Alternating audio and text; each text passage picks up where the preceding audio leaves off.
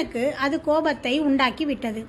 தான் கேட்டும் பதில் கூறாது அவன் அலட்சியமாக இருக்கிறானே என்று சினந்து வஜ்ராயுதத்தை வீசினான். இறைவன் திருமேனியில் பட்ட மாத்திரத்திலேயே வஜ்ராயுதம் பொடியாகிவிட்டது. இந்திரன் திடுக்கிட்டான். ஈசன் தம்முடைய பூத வடிவத்தை மாற்றி அவனுக்கு ருத்ர வடிவத்திலே தரிசனம் தந்தார்.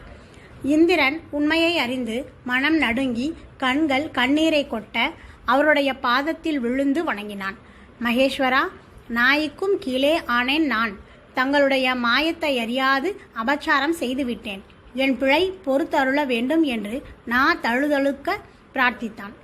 ஈசன் அவனிடம் அன்பு கொண்டு கோபத்தை மேற்கு கடலிலே வீசினார். மெய் சிலிர்க்க இந்திரன் பலவாறாக அவரை போற்றி துதித்து அருள் பெற்று திரும்பினான். இந்திரனுடைய அகந்தையை போக்கவே எம்பெருமான் வேற்றுரு கொண்டார்.